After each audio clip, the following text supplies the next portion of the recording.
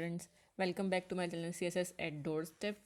सो आज हमारे जो पाकिस्तान अफेयर्स की सीरीज़ चल रहे हैं उसका आज हम लेक्चर 3 करेंगे, जिसमें हम करंटली जो डिस्कस करें that is political evolution. Political evolution में हमने प्रीवियसली डिस्कस किया, अगर आपने नहीं चेक किया तो आप प्लीज़ प्रीवियस लेक्चर्स हमने land and people of Pakistan को कर लिया है। उसके बाद हम जो आज कर रहे हैं that is Ayub Khan rule, और इससे पहले हमने जो अर्ली प्रॉब्लम्स ऑफ पाकिस्तान वो कर लिए हैं। तो this is our third lecture.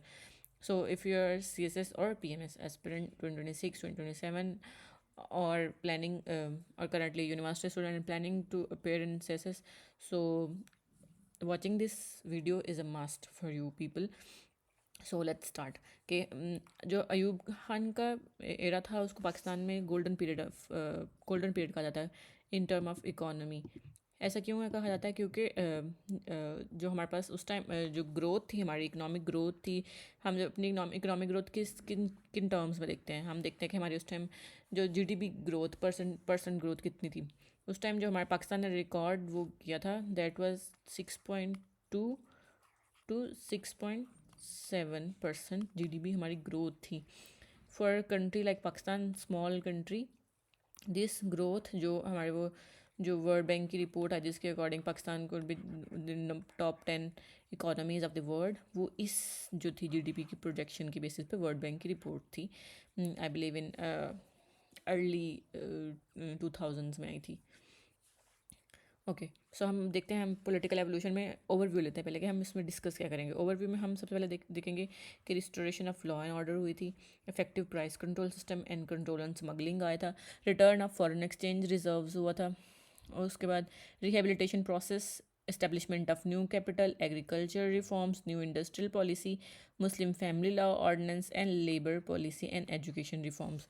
सो हमने जो पिछले लेक्चर था उसमें हमने देखा कि जो पाकिस्तान में 1947 से 58 वाला पीरियड था, तो उसमें जो पॉलिटिकल अनस्टेबिलिटी, उसको हमने बहुत सारे ऑथर्स जो हैं उसको लिखते हैं कि पॉलिटिकल म्यूजिकल चेयर चल रही थी, फ्रीक्वेंट गवर्नमेंट चेंज हो रही थी, करप्शन थी, वीक एडमिनिस्ट्रेशन थी and deteriorating law and order था। उसके बाद अयूब खान की रजीम आई, तो अयूब खान की जब रजीम आई तो उसने सबसे पहला जो देखें, ये मसला नहीं है कि गवर्नमेंट अनस्टेबल है, ये मसला नहीं है कि करप्शन है, ये मसला नहीं है कि एडमिनिस्ट्रेशन वीक है, मसला सबसे बड़ा ये है कि आपकी law and order situation deteriorate हो रही है।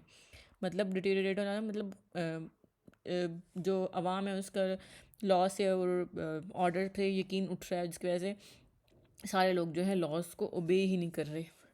सो सबसे पहले क्या किया लॉ, अयूब खान ने एक्शन ऐसे लिए जैसे पाकिस्तान में हमारा लॉ एंड ऑर्डर रिस्टोर हुआ। जैसे ही हमारा लॉ एंड ऑर्डर रिस्टोर होता है तो स्टेट की रिट डेवलप होती है, तो improvement in writ of state, enhance state performance. Definitely जब स्टेट को पता है कि मेरे मुल्क में किसी भी गवर्नमेंट को पता है कि लॉ एंड ऑर्डर है, इस्टेब्लिश्ड है, तो डेफिनेटली वो परफॉर्म बेटर कर सकते हैं ना। उनको पता है, उनको टेंशन नहीं है कि कहीं थोड़ी देर बाद धरने शुरू हो जाएंगे, थोड़ी देर बाद मार पीट शुरू हो जाएगी। सो जिसकी वजह से स्टेट परफॉर्मेंस इन्हेंस होती है। रिडक्शन इन करप्शन, जब लॉ एंड ऑर्डर इस्टेब्लिश होता है, स्टेट की रिट आ जाती है, परफॉर्मेंस भी इन्हेंस हो गया, डेफिनेटली फिर चेक एंड बैलेंस भी इन्हेंस हो जाएंगे। चेक एंड बैलेंस की वजह से जो एक डेटरेंस क्रिएट हो जाएगी। डेटरेंस का एक कॉन्सेप्ट है हमारे पास जियो पॉलिटिक्स में, जिसका मतलब होता है कि किसी चीज़ का फियर ऐसा फियर जो आपको कोई गलत काम करने से रोके। जैसे हम कहते हैं कि हमने न्यूक्लियर डेटरेंस अगेंस्ट इंडिया रखी हुई है, उसका क्या मतलब है कि जो हमारे न्यूक्स हैं वो इंडिया को डेटर करते हैं कि वो हम पे कोई भी अटैक करे। So law and order improve हो जाएगी और इंक्रीज इन पब्लिक कंप्लायंस, ये अयूब खान के दौर की वो बात है। उसके बाद effective price control and control on smuggling. अब फर्स्ट तो हमने लॉ एंड ऑर्डर कर लिया, अब जो सेकंड काम था, जो सबसे पहले इन्फ्लेशन में प्राइस कंट्रोल नहीं हो रही होती, और स्मगलिंग को हम बाद में डिस्कस कर, पहले हम चलते हैं अपने प्राइस कंट्रोल वाले प्रोसेस पे। The regime emphasised on economic planning and administrative discipline to manage prices and curb smuggling. उन्होंने सबसे पहले तो इकोनॉमिक प्लानिंग्स की, फिर एडमिनिस्ट्रेटिव डिसिप्लिन भी लेके आए ताकि प्राइस को कंट्रोल किया जाए। अब इकोनॉमिक प्लानिंग कैसे की? उस टाइम जो हमारे पास इंटरनेशनल हार्वर्ड से इकोनॉमिस्ट पाकिस्तान आते थे and they use to make our policies, जिसको हम फॉलो करते थे, और उसके बाद फिर इम्प्रूवमेंट्स आती थी। उस अयूब के बारे में ये भी मशहूर है कि वो ट्रिकल डाउन इफेक्ट को बिलीव करने वालों में से थे। और दूसरा एडमिनिस्ट्रेटिव डिसिप्लिन। अब एडमिनिस्ट्रेटिव डिसिप्लिन क्या होता था कि हम हर इदारे में, हर डिपार्टमेंट में एक फ़ौज का अफसर आके बैठ जाता था आपके सर पे। सो डेफिनेटली जब सर पे डंडा हो तो सारे लोग खुद ही ऑटोमेटिकली काम करने लग जाते हैं। आई डोंट नो डंडे की उर्दू ठीक है या नहीं ठीक। सो अयूब खान के टाइम में first time fix rates introduce कराए थे। उसके बाद ब्यूरोक्रेटिक ओवरसाइट, मतलब ये जो अभी हम देख रहे हैं कि जो पाकिस्तान में पंजाब में पैरा इंट्रोड्यूस की गई है, पंजाब इन्फोर्समेंट समथिंग पैरा, उनका क्या काम है कि वो प्राइस कंट्रोल वगैरह को देखते हैं।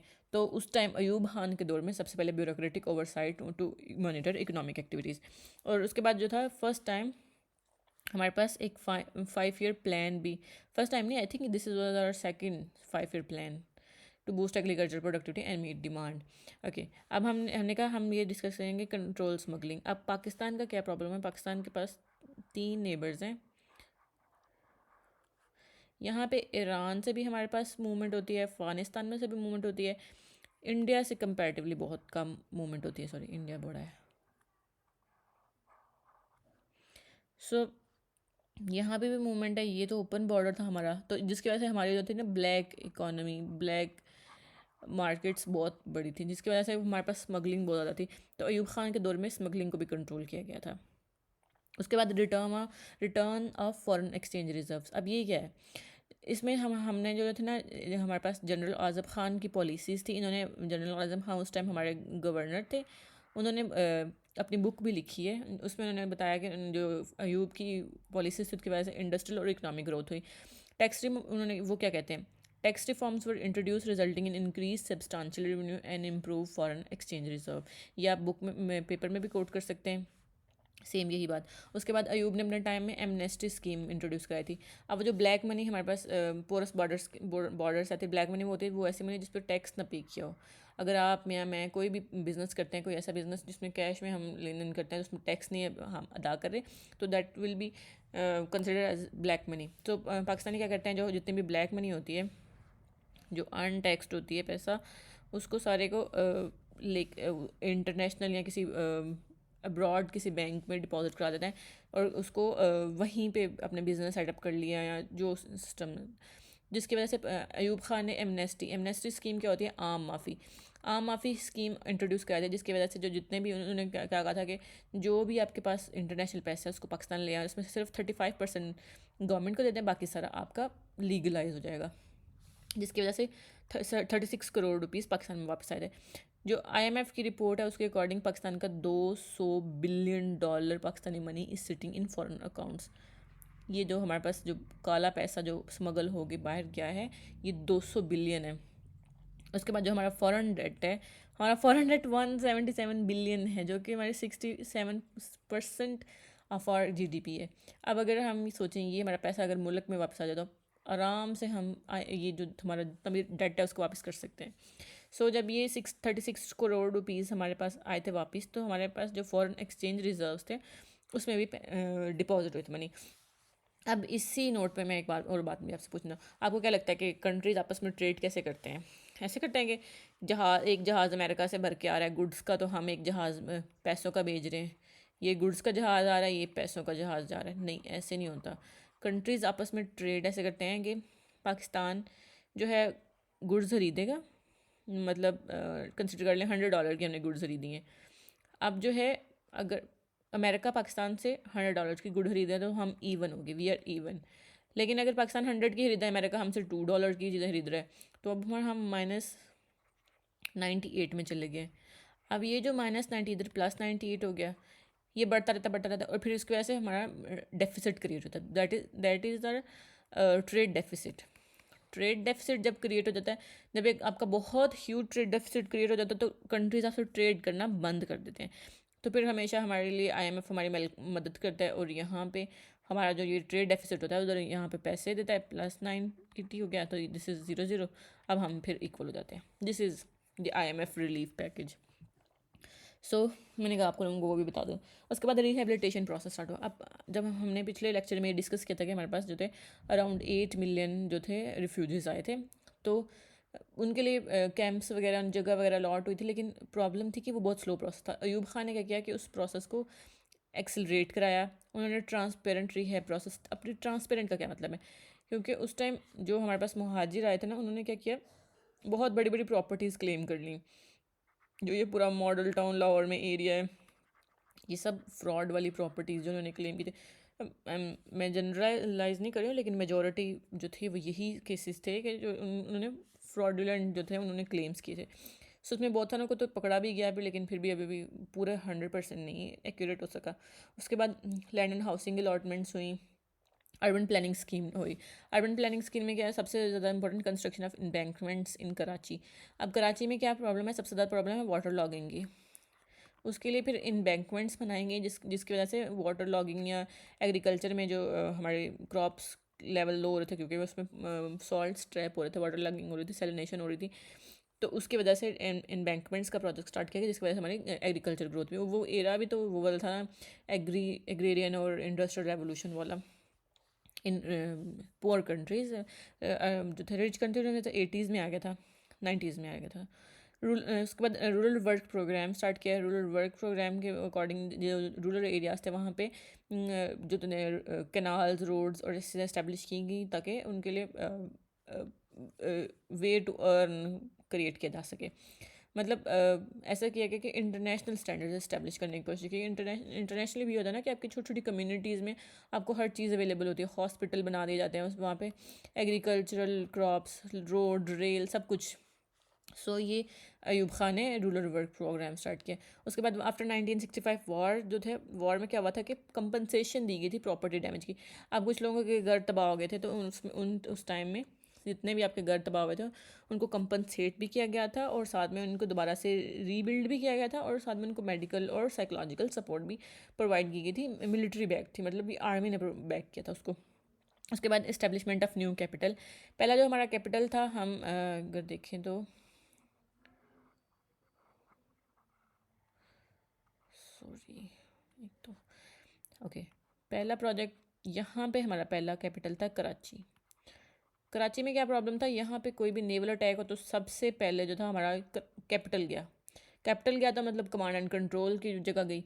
तो फिर हमने क्या किया, यहाँ से कैपिटल को मूव किया, यहाँ ले आए इस्लामाबाद में, नॉर्थ में। इससे दो फ़ायदे हुए, एक तो ये कि सिक्योर हो गया, हर तरफ से सिक्योर हो गया, बिल्कुल सेंटर में आ गया। दूसरी के यहाँ पे पिंडी वाली साइड पे जो हमारी आर्मी के वो हेड क्वार्टर्स हैं वो भी करीब हो गया। वहाँ से यहाँ से इस्लामाबाद से पिंडी जाना आसान है, या कराची से पिंडी मूव करना आसान है। सो ये दो फ़ायदे हुए। Okay, the move was driven by strategic and psychological factor. यही नेवल अटैक्स वाली टेंशन थी। Islamabad location was chosen for its strategic position, making it the nearest to the military headquarter. ये भी हमने डिस्कस कर लिया। इसके बाद इसको एक प्लान क्योंकि Karachi was not plan administrative city, वहाँ पे तो अभी बहुत पुरानी पुरानी जो हैं इमारतें हैं जो अक्सर गिरती रहती हैं। नेवल अटैक का इशू था, ये मैंने आपको बता दिया कि समंदर से सबसे पहला अटैक कैपिटल में होगा। न्यू कैपिटल भी game a symbol of progress representing modern ambitions for future.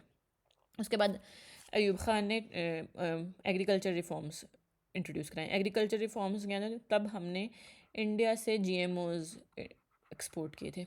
जीएमओज क्या होते हैं, genetically modified organisms. Genetically modified organism क्या होता है, इसमें हम क्या कहते हैं, कुछ ऐसे जीन्स को मॉडिफाई कर देते हैं जो हमारी क्रॉप प्रोडक्शन को इन्हेंस कर देते हैं। सीलिंग ऑन लैंड होल्डिंग, सबसे पहले रिफॉर्म्स में क्या होता है, सीलिंग ऑफ लैंड होल्डिंग।